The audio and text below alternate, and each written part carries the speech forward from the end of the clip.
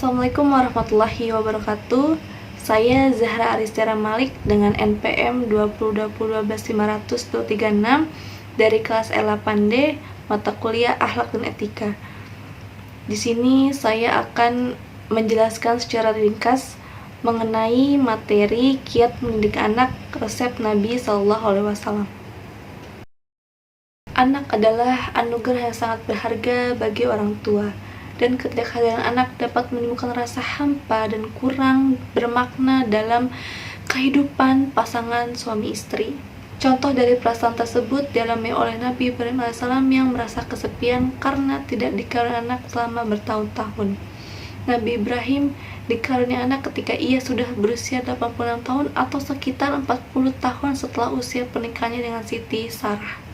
Karena kesedihan yang dialaminya, sang istri kemudian menghiburnya agar menikahi Siti Hajar. Kisah ini diabadikan dalam Al-Quran surah Az-Zariyat ayat 28-30. Selama masa penantiannya, Nabi Ibrahim berdoa kepada Allah agar dikaruniai anak yang saleh sebagaimana tercantum dalam Quran surat Asy-Syaffat ayat 100 yang berbunyi, Rabbi habli minas sholihin, ya Tuhanku, anugerahkanlah kepadaku seorang anak yang termasuk orang-orang yang saleh. Ketika suami mendengar kabar bahwa istrinya hamil, hal pertama yang harus dilakukan adalah mengucapkan rasa syukur yang tak terhingga kepada Allah Subhanahu wa Ta'ala. Anak adalah karunia terindah dari Allah, dan rasa syukur ini adalah wujud pengakuan atas nikmatnya yang bisa membuka jalan untuk nikmat-nikmat lainnya. Sebagaimana dijelaskan dalam Quran surat Ibrahim ayat 7, wa ista'adzana rabbukum la in syakartum la azidannakum wa la in kafartum inna adzabi lasyadid. Sesungguhnya jika kamu bersyukur, niscaya aku akan menambah nikmat kepadamu. Tetapi jika kamu mengingkari nikmatku, maka pasti azabku sangat berat.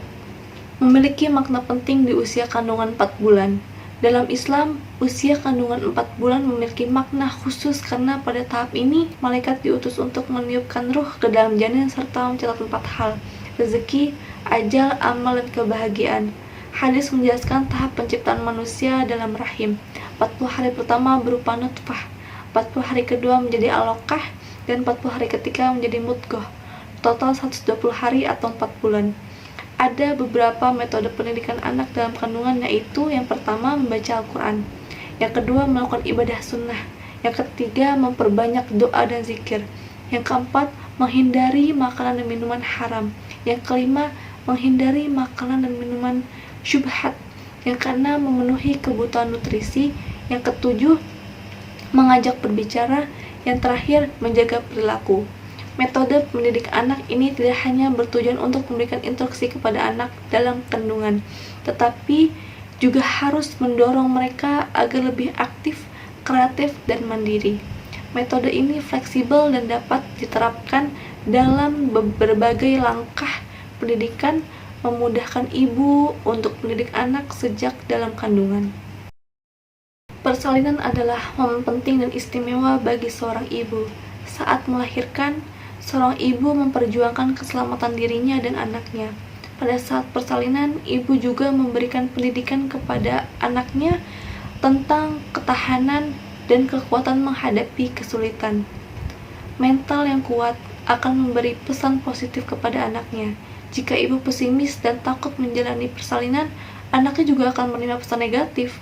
Surah Al-Ahqaf ayat 15 menyatakan bahwa ibu mengalami proses persalinan yang berat selama 30 bulan. Nabi juga memberi penghormatan kepada ibu yang meninggal saat melahirkan sebagai syahid, setara dengan perjuangan di medan perang.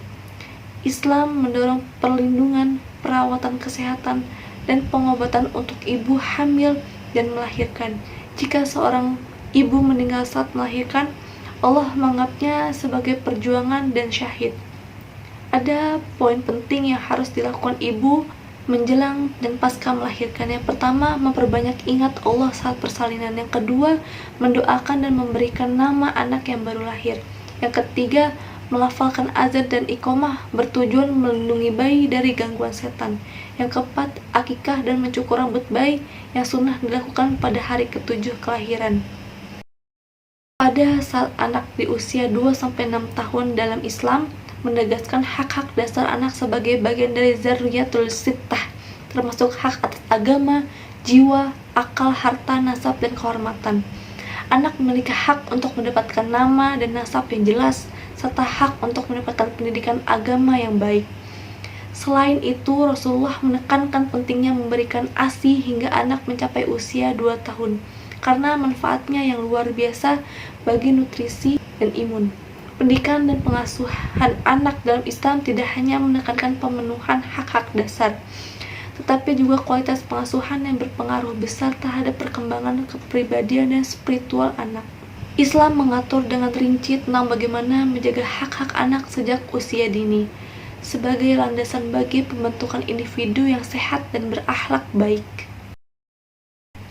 Anak usia 7-9 tahun ini mengandung berbagai informasi penting terkait dengan pendidikan agama dan moral bagi anak-anak dalam Islam. Adapun poinnya, yang pertama, khitan pada anak laki-laki. Yang kedua, menanamkan nilai-nilai akidah. Yang ketiga, pentingnya sholat. Sholat merupakan salah satu rukun Islam yang penting, dan mendidik anak tentang sholat sejak usia dini sangat dianjurkan. Cara mengajarkannya, yang pertama, mengajaknya sholat. Yang kedua, mengajarkan tata cara sholat. Yang ketiga, meluruskan kesalahan. Selanjutnya, menanamkan nilai-nilai kehidupan Rasulullah. Pada usia anak 10 tahun, anak perlu diajarkan disiplin dalam beribadah. Lalu di usia ini Rasulullah SAW mengajarkan berenang, berkuda, dan memanah untuk melatih ketahanan fisik dan konsentrasi. Anak di usia ini harus diajarkan belajar mandiri dan bertanggung jawab serta memberi pemahaman tentang haid pada anak perempuan. Mengajarkan disiplin, tanggung jawab, keterampilan fisik dan etika moral kepada anak usia 10-13 tahun memerlukan ketelatenan dan contoh nyata dari orang tua serta lingkungan sekitar. Masa 14-18 tahun, anak memasuki masa remaja dan mengalami perubahan fisik dan psikologis. Selain itu, remaja mengalami perubahan kognitif, emosional, fisik, dan perilaku. Adapun poin-poin yang harus dilakukan masa anak memasuki remaja. Yang pertama, peran lingkungan dan orang tua sangat penting. Yang kedua, memberikan motivasi dan inspirasi. Yang ketiga, awasi anak agar berada dalam lingkungan pertemanan yang baik. Yang keempat, menanamkan nilai-nilai agama. Ada beberapa cara yang harus dilakukan orang tua ketika menanamkan nilai-nilai agama kepada anak yang menginjak usia remaja. Yang pertama, memberikan nasihat dengan lemah lembut. Yang kedua, menciptakan komunikasi dialogis. Yang ketiga, memberikan nasihat yang menuntun, bukan yang menuntut. Yang keempat, memberikan pujian yang tulus. Anak di usia ini mulai berpikir dewasa dan bisa dipercaya untuk membuat keputusan sendiri. Orang tua harus tetap memantau, menasihati, dan mendoakan agar keputusan anak sesuai aturan agama. Ada beberapa hal yang harus diperhatikan terkait mendidik anak di usia ini. Yang pertama, mengajarkan untuk tidak ikhtilat dengan lawan jenis. Yang kedua, mengajarkan kewajiban mandi dan sunnahnya. Yang ketiga, mengajarkan pendidikan seks bagi anak yang hendak menikah. Yang keempat, mengizinkan anak menikah pada waktunya. Yang kelima, mengajarkan hak dan kewajiban sebagai suami dan istri. Ketika anak sudah menikah, peran orang tua dalam mendidik anak tidak selesai begitu saja. Mereka tetap berperan penting dalam memberi arahan, meski dengan pendekatan yang berbeda, agar tidak terjadi kesalahan pemahaman yang bisa memicu konflik atau perceraian. Dalam Islam, setelah anak menikah, tanggung jawab utama orang tua selesai, tetapi mereka tetap memiliki tanggung jawab moral untuk memberikan nasihat dalam batas tertentu tanpa terlalu ikut campur. Jadikan Rasulullah sebagai panutan di mana beliau berpartisipasi dalam mendidik anak, menantu, dan cucu tanpa ikut campur dan memecah belah. Sekian penjelasan secara ringkas saya. Kurang dan lebihnya mohon maaf bila ada kata-kata yang salah dan kurang, mohon dibukakan pintu maaf yang seluas-luasnya. Semoga materi ini bermanfaat. Terima kasih. Wassalamualaikum warahmatullahi wabarakatuh.